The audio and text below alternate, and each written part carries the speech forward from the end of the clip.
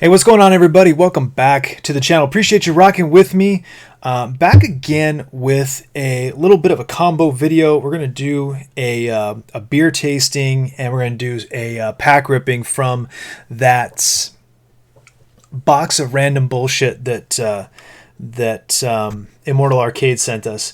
First of all, we're going to crack into this Stone Brewing Fruitfully Independent Double IPA. I kind of enjoy this. It's actually stamped on the can, enjoyed by July 4th, 2021. This is a tangerine and pineapple IPA. My wife saw this at the store somewhere and just grabbed it for me. Thought it'd be fun to try. To be honest, I've had a few Stone Brewing beers over the years. It's been a long time since I had one. I've never really been in love with their product line, especially their IPAs, because they were in that kind of IPA gold rush of the 2010s, where everything was just like super bitter and not very good. Watch your eardrums on that one. Smells good, but I'm looking forward to trying it again. Like I said, that sort of wave of IPAs has kind of gone by the wayside, and we're much more. I got a little too much head on that. That's what she said. Ooh. That was about to overflow. Kind of gotten away from that really super bitter flavoring and more towards a little more sort of balanced and depth of flavor than what they used to do. Yeah, I screwed up the pour on that. This has a lot more head on it than I would have thought. It smells really good, actually. Just based on that flavor, the taste, I should say, from the foam, it is definitely, and it is a double IPA, so it makes sense, but it is a little bit strong on the bitterness. Does it say on here?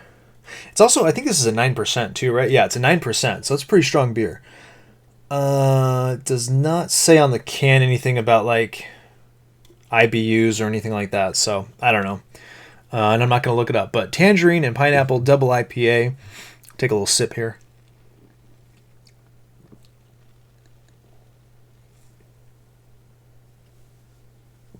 I need to trim my mustache. It's like a Got Milk commercial if you're old enough to remember those. It's really bitter.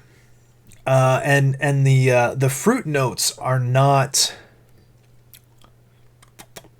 they're not forward for sure, and they're not really what's the word I'm looking for? They're not dynamic. Shoot, I'm blanking on the word I'm looking for, but they're not really there. Like if you just told me this is an IPA and didn't tell me anything about the tangerine or the pineapple, I would not have noticed at all.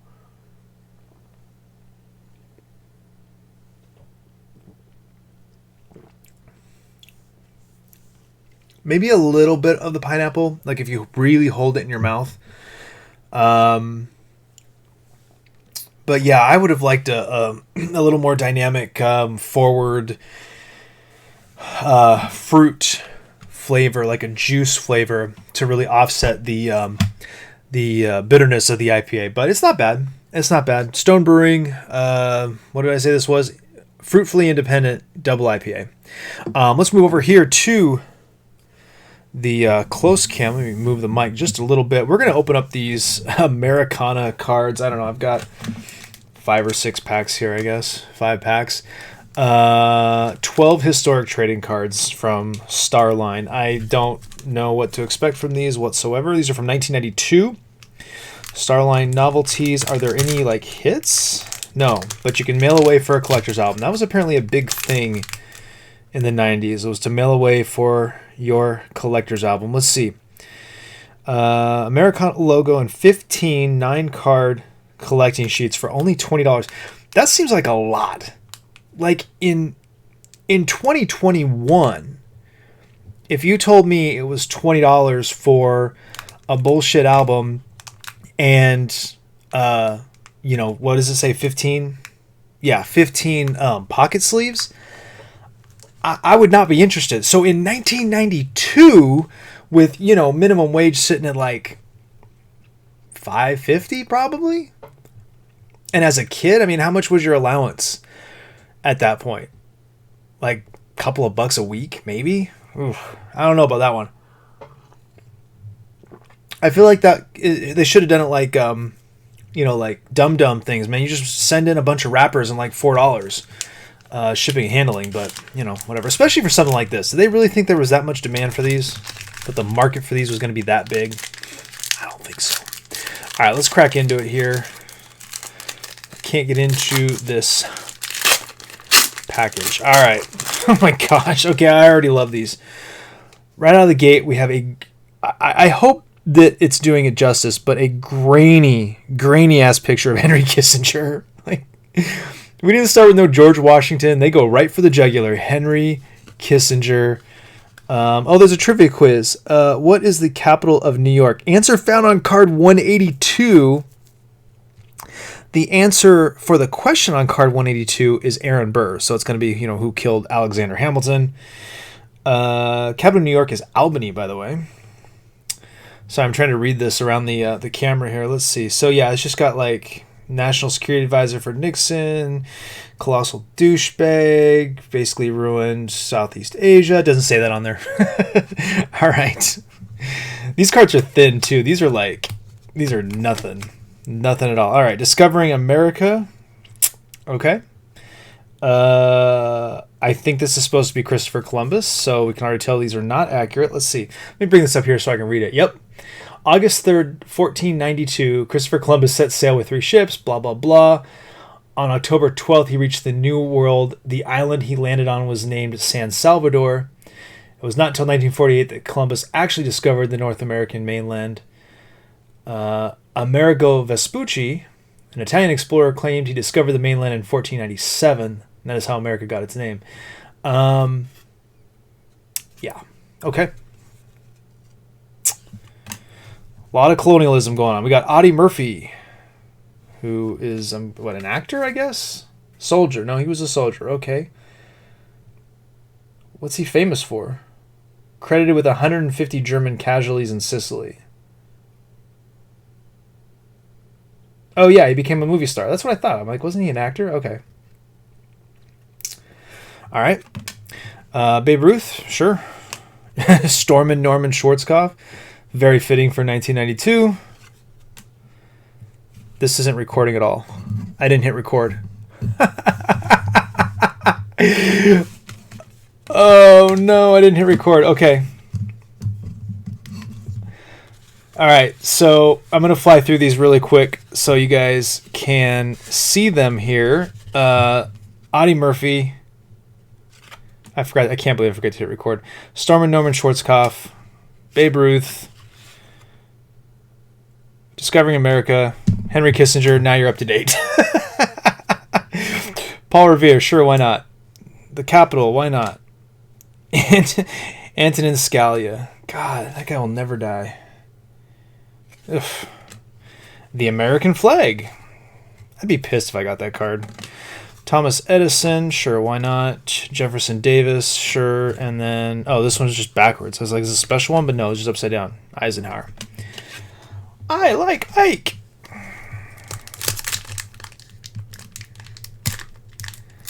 All right, number 2. And you know what? We're going to have to stop for a sip of beer here because, this is brutal.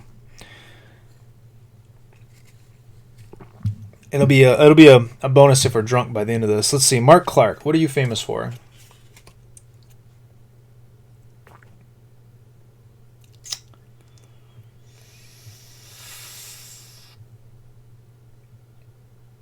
Okay, so on May 2nd, 1945, he accepted the German surrender in Italy, which I guess would make him somewhat of a known entity.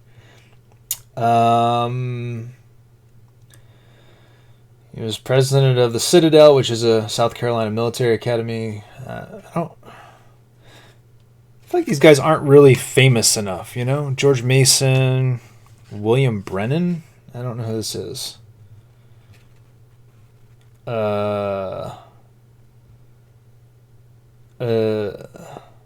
was on the Supreme Court. He retired in 1990. Okay, so he was probably a little more of a known quantity in 92. Declaration of Independence. Grand Canyon. Sure, why not? George McClellan, I don't know who that is. Governor of New Jersey. Ran against Lincoln. Whatever. Okay, George Washington, sure. Sitting Bull, sure. Teddy Roosevelt, sure. These are some trash cards, man. Daniel Boone, okay. John F. Kennedy, all right. I can grant you that. And, oh, Challenger. I'll definitely grant you that, especially 92. Especially 92. Yeah. Cool. All right. Oops, I bumped the mic. My bad. This is about to start playing. We'll just pause that. Didn't realize it was going to play automatically. This video's bang up here. Who we got? George Rogers Clark. I don't know who that is. Oh, we got to have a checklist. Number 3. Checklist number 3. There are at least 250 cards. In fact, I would say there are 250 cards because checklist number 3 is the last one in this set. That's a big set. William Halsey. A lot of these are just like random World War II cats. Okay, Buzz Aldrin, sure. Henry Stimson.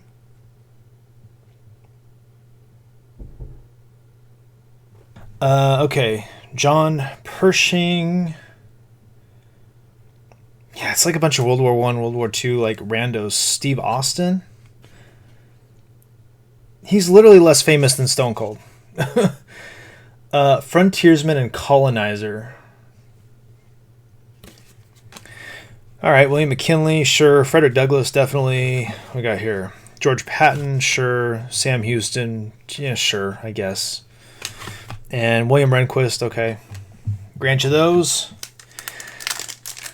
I can't believe that these cards were a thing. Like,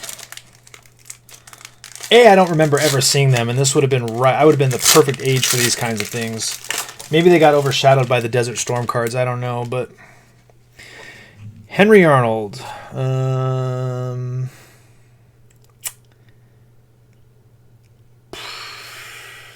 Just a random military guy. Jacqueline Onassis. Okay, sure. Jackie Kennedy, for those who aren't old enough to really know that. Surrender at Appomattox. Sure. I would expect more of these kinds of cards. You know what I'm saying? Eli Whitney. Brigham Young. Sure, I guess. What we got here? Lyndon B. Johnson. All right, fair enough. Stonewall Jackson. Benjamin Harrison, who I think... Wasn't he? Yeah, he was president. Okay. Henry Ford, granted. No, another Eisenhower. Somehow we got duplicates. Figure that out. Thurgood Marshall, I'll give you that. And Iwo Jima, I'll give you that. Okay, last pack. Let's pause for the cause. Have a sip of beer. All right, here we go. Herbert Hoover. Herbert Hoover. Say it right. Howard Taft. Okay. Nathan. I almost said Anthony Hale. Nathan Hale. Meriwether Lewis. These are actually Crazy Horse. These ones are pretty legit. John Paul Jones. I'll grant you all of these. John Tyler. Okay, I don't know who that is. 10th president as a result of the death of William Henry Harrison. Okay. Clara Barton. Created the American Red Cross. Wild Bill Hickok. That's a good one. Fun one, whatever. Omar Bradley. And the Alamo. Oh, and one more. James Madison. So, wow.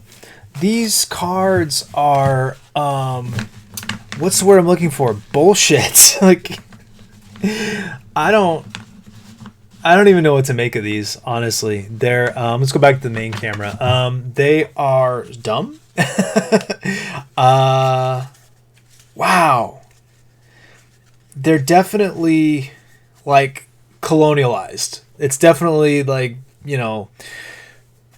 pre Any Lives Matter era versions of history. It's definitely the sort of the highlights magazine version of history, you know what I mean? Where basically America is great and white men are great, and then occasionally there's like some black dude that did something. But I don't know. I didn't know what to expect from these. I had no expectations going in. I mean, I don't know. I got a lot of cards, right? Got a lot of bicycle spoke fodder with those. But yeah, okay, is what it is. That's the name of the game. A lot of these are gonna be trash. I was really deciding between these ones and the skateboarding game cards. I was also looking at the World Wildlife Fund cards, but I had these Super Heat. It's some sort of card game, CCG type game, but I ended up going with Americana, and maybe that was a mistake. I don't know.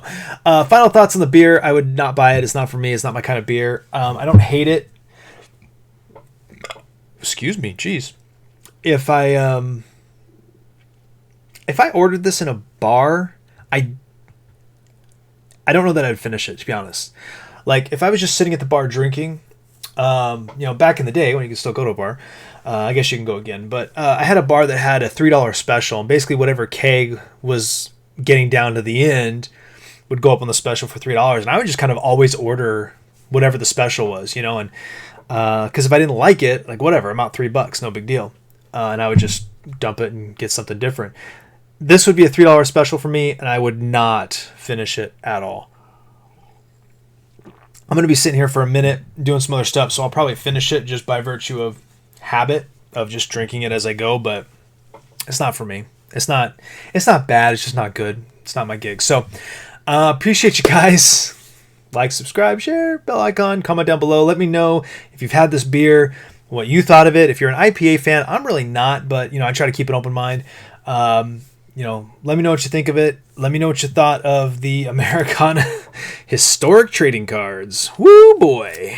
Thanks a lot for that, Immortal Arcade. And I'll see you next time.